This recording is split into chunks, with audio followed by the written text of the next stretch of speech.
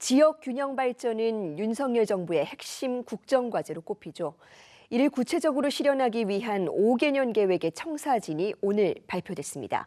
이 지역산업 특성화와 인재 양성의 핵심 축으로 파격적인 규제 완화와 지원을 약속했는데요. 먼저 영상 보고 오겠습니다.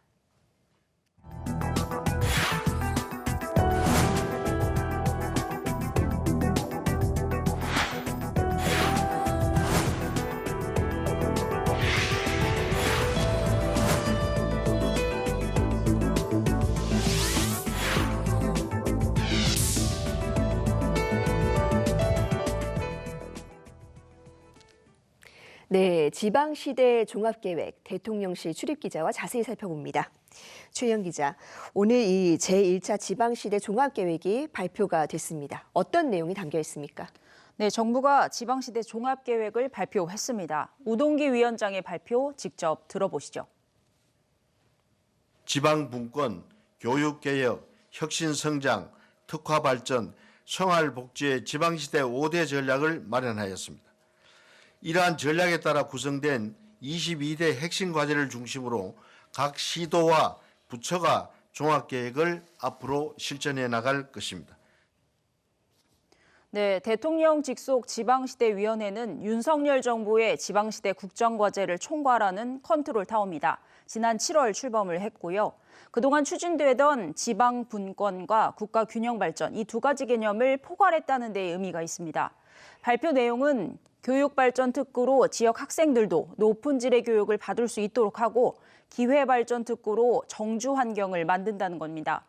또 도심 융합 특구와 문화 특구로 지방 거주 인구를 차차 늘려나가겠다는 겁니다.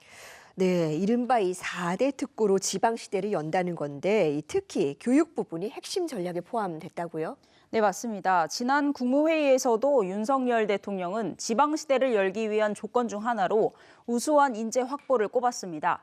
수준 높은 교육을 전국 어디서나 받을 수 있으면 그 자체가 생활 인구를 유입하는 조건이 된다는 의미였습니다. 정부는 이번 발표에도 교육발전 특구를 지정하고 글로컬 대학을 만들어 교육 기회를 확대하겠다는 내용을 핵심적으로 담았습니다. 보육에서부터 교육, 입시, 취업까지 책임져서 지역 인재가 그 지역을 떠나지 않는 환경을 만들겠다는 겁니다.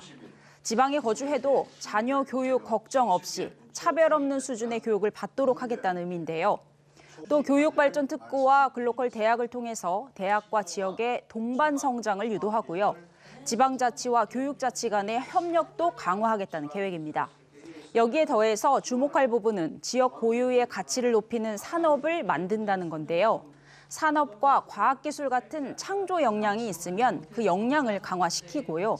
관광이나 농산어촌 등의 지역적 장점 있는 경우에는 이를 돕는 지원 체계를 만든다는 겁니다. 네, 이 지역 인재가 그 지역을 떠나지 않는 환경을 만들겠다. 지방시대를 추진하는 이 가장 근본적인 이유 어디서 찾을 수 있을까요? 네, 이 인구 소멸의 직격탄을 맞는 곳이 비수도권 지역이기 때문입니다. 행정안전부는 지역 인구 감소 지수를 개발해서 2021년 10월 인구 감소 지역을 발표했는데요. 이 지수는 생산 가능 인구수 등을 고려해서 5년 주기로 지정하는 지표입니다. 여기에 지정된 인구 감소 지역이 89곳이나 됩니다. 이 가운데 한 곳인 전라남도 완도군을 사례로 보겠습니다. 표를 우선 보시죠. 네, 전라남도 완도의 인구는 올해 9월 말 기준으로 4만 6천여 명입니다. 2018년도까지는 5만 명을 넘겼는데 평균 매년 1.8%씩 인구가 감소해서 2020년에는 인구가 5만 선이 무너졌습니다. 나이대로 봐도 60대가 약 20%로 가장 많고요. 50대와 70대가 그 뒤를 이었습니다. 30대 이하는 25%에 그칩니다. 최근 5년간 완도군에서 태어난 아이는 약 1,200명 정도인데 숨진 사람은 3,300여 명이나 됩니다. 3배 가까이나 되는데요. 들어오는 사람보다 나가는 사람도 꽤 많은 상황입니다. 네. 그런데 사실 지금 예로 드는 완도 같은 경우에는 이 전복 같은 수산물이 유명해서 이 주민 소득이 괜찮았던 지역으로 알려져 있지 않습니까? 네, 맞습니다. 예전에는 이제 완도에는 강아지도 10,000원짜리를 물고 다닌다 이런 시쳇말이 있을 정도였습니다. 그런데 최근에는 이상기후로 농수산물 생산량이 감소되기도 했고요. 올해 이상기온으로 전복들이 폐사한 사례도 다수 발견됐습니다. 전복 고수온 한계 온도가 28도인데 양식장 해수면의 온도가 27도에서 28도로 장기간 유지되면서 폐사가 일어난 겁니다. 또 설상가상으로 후쿠시마 오염수 방출 이후 수산물 소비에 대한 우려도 높아졌습니다. 예전에는 전복 양식을 위해서 쉽게 말하면 돈을 벌기 위해서 유입되는 인구가 꽤 있었던 반면에 요즘에는 기러기 가족으로 양육자 한 명만 돈을 벌러 오는 경우가 많고요. 아니면 아예 주변 도시로 가족이 모두 빠져나가는 사례가 더 많은 상황입니다. 예. 지역이 굉장히 침체됐을 것 같은데 이런 상황을 극복하려는 노력도 있었겠지 않습니까? 어떻습니까? 네, 맞습니다. 이번 지방시대 발표에도 정부가 중점을 둔 내용은 생활 인구를 늘리는 겁니다. 생활 인구는 관광이나 통근 등의 목적으로 지방에 체류하는 인구까지 포괄하는 개념입니다.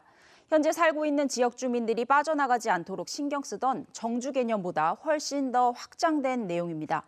완도가 이 내용에 맞춰서 주력한 카드는 해양치유 산업입니다. 완도가 갖고 있는 장점은 청정바다죠. 또 서해, 남해와 인접하다는 지리적 이점이 있고요. 해저 지반의 맥반석이 90% 이상 형성돼 있습니다. 또 다도해인데도 산이 많아서 음이온 발생률도 전국에서 가장 높습니다. 이런 자원 활용을 극대화하는 건데요. 신우철 완도군수의 설명을 직접 들어보시죠. 해양기후와 해풍, 바닷물과 갯벌, 해조류 등을 이용을 해서 몸과 마음을 치유하는 건강정진 활동입니다. 3만 개의 일자리와 더불어서 4조 2천억 원의 경제 파급 효과, 그리고 치유 목적으로 연간 100만 명이 완도를 찾아들 것으로 이렇게 보는데요. 네, 이 해양치유 산업의 대표적 사업은 해양치유센터입니다. 에어버블이나 해조류 등을 활용해서 건강을 치유하고요. 탈라소풀 등에서 수중 운동도 할 수 있습니다. 16개 테라피를 할 수 있는 이 센터는요, 320억 원의 예산이 투입되어 건립됐고요. 오는 11월 24일 정식으로 개관합니다. 또 이 프로그램을 완도 특산물을 활용해서 운영하기 때문에 지역 수산물 등을 활성화한다는 차원에서도 의미가 있고요. 또 해양 기후와 해양 문화를 활용한 치유 프로그램, 또 청산 해양치유공원 등도 운영되고 있습니다. 네, 지역의 장점을 최대한 살려보겠다는 건데 어디 뭐 완도군뿐이겠습니까? 이 수많은 지방 도시들이 생존을 위해서 고군분투하고 있는데 그렇다면 이 본격적으로 지방 시대를 지원하기 위한 과제는 또 어떤 것들이 있을까요? 네, 완도를 떠나는 주민들에게 물었더니 그 사유 1위가 교육이었습니다. 그 다음으로 주택과 직업이 뒤를 이었는데요. 본격적인 지방시대를 열기 위해서는 지역과 상관없는 교육의 질의 토대가 되어야 될 것 같고요. 또 정부가 교육발전 특구를 계획하는 것도 이 때문으로 해석이 됩니다. 또 고속도로 건설과 같은 접근성 문제 해결과 아플 때마다 갈 수 있는 지역 병원 확보, 이를 위한 지원 등이 중요한 과제로 남았습니다.